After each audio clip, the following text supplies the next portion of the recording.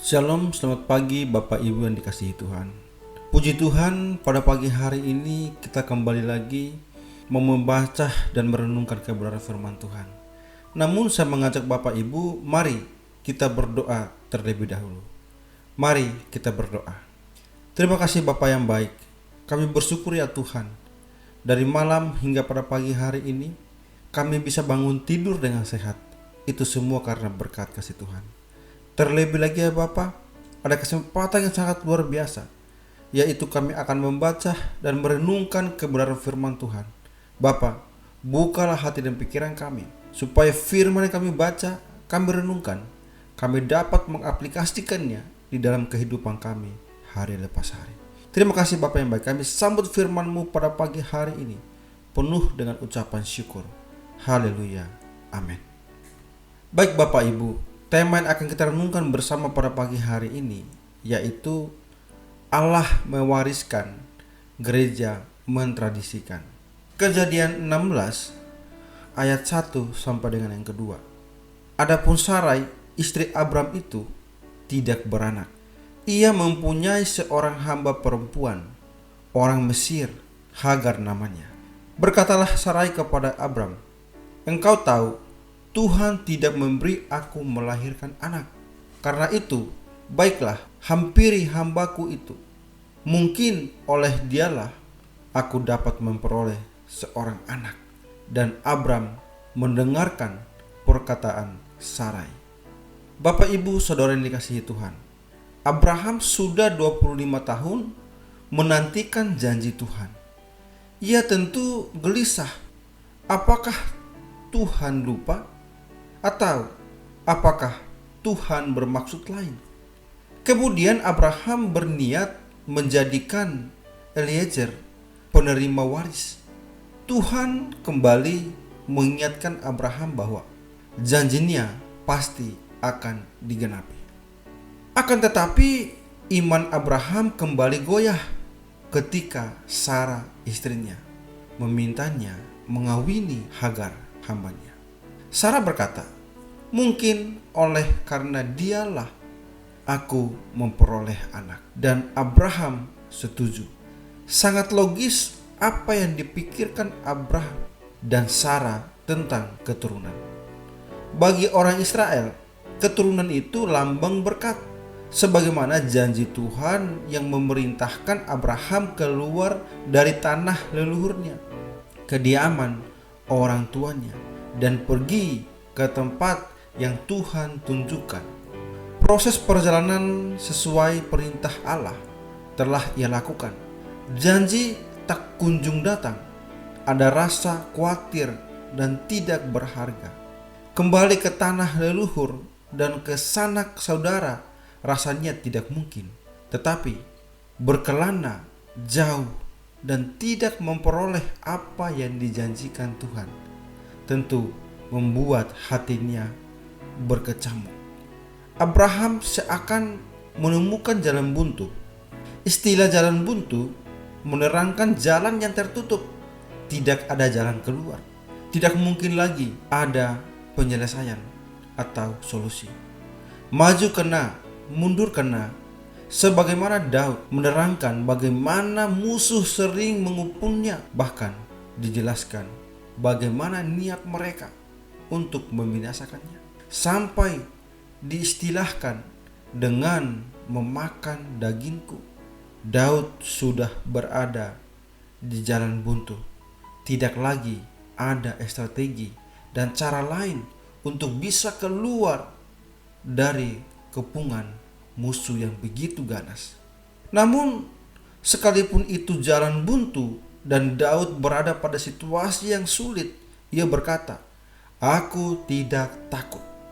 Tuhan adalah terangku. Tuhan adalah keselamatanku.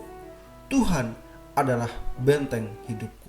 Dalam Filipi 3 ayat 17, Rasul Paulus menasihati jemaat di Filipi tentang jalan iman yang penuh dengan tantangan, dan tidak sedikit jemaat yang kemudian berbalik arah menjadi seteru salib Kristus karena mereka tidak tahan menghadapi ujian.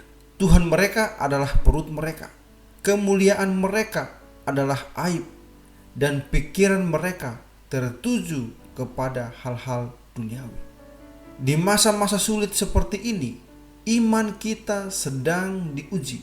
Apakah tetap setia sampai selesai mengikut Tuhan, ataukah menyerah dan kompromi dengan bujukan rayu duniawi? Paulus menasihati sebagaimana tertulis dalam Filipi 4 ayat 1. Karena itu, saudara-saudara yang kukasihi dan yang kurindukan, sukacitaku dan mahkotaku, berdirilah juga dengan teguh dalam Tuhan. Hai saudara-saudaraku yang kekasih, mari perhatikan tulisan Paulus tersebut. Ada satu kerinduan dan harapan yang begitu dalam untuk menasihati jemaat di Filipi agar tetap kuat, bertahan. Perhatikan kalimat bertingkat yang disampaikan oleh Paulus. Saudaraku yang kekasih, yang kurindukan, sukacitaku dan mahkotaku. Tulisan ini seakan menggambarkan betapa sayangnya, cintanya, dan bermohonnya Paulus kepada umat di Filipi agar jangan menyerah dan meninggalkan iman percaya mereka kepada Tuhan. Lukas 9 ayat 28 sampai dengan 36 yang mengisahkan Yesus dimuliakan di atas gunung, memberi pengajaran yang sangat besar bagi kita sebelum masuk Yerusalem. Yesus berdoa di atas gunung untuk mempersiapkan tugas perutusan yang tidak mudah.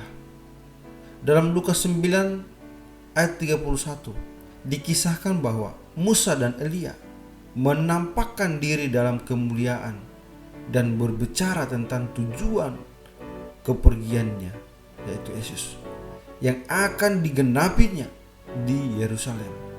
Kisah ini menggambarkan betapa Yesus diingatkan dan dikuatkan oleh Musa dan Elisa untuk tetap maju memasuki Yerusalem, kota suci, dan sekaligus menjadi saksi pembantaian yang keji dalam sejarah umat manusia. Petrus dan Yohanes yang tidak mengerti tentang hal itu memberikan tanggapan dengan euforia bahwa mereka ingin mendirikan 3 tenda untuk kediaman Yesus, Musa, dan Elia. Padahal Yesus sedang dalam masa perjalanan derita dan bukan hendak berlindung atau berteduh atau menetap. Suara dari langit menyadarkan mereka tentang siapakah Yesus.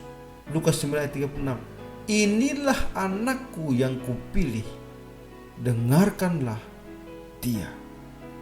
Dalam situasi seperti sekarang ini, marilah kita belajar dari Allah yang mewariskan kisah-kisah yang membuat iman kita semakin teguh, yang juga ditradisikan oleh gereja dalam bentuk ritual dan ritus ibadah yang mengajar kita tentang peristiwa sejarah bagi iman Kristen kita. Bapak Ibu dikasihi Tuhan, marilah kita menyerahkan seluruh hidup kita kepada Tuhan dan mengikuti setiap teladan dan perintahnya, supaya semakin hari iman kita semakin bertumbuh, berkembang, dan melekat kepada Tuhan Yesus Kristus. Amin. Mari kita berdoa. Terima kasih Bapa yang baik. Kami bersyukur ya Tuhan, pada pagi hari ini ada kesempatan yang sangat luar biasa, yaitu kami telah membaca dan merenungkan firman Tuhan. Tetapi Tuhan, bukalah hati dan pikiran kami, supaya firman yang kami baca, kami renungkan, kami dapat mengaplikasikan itu dalam kehidupan kami hari lepas hari.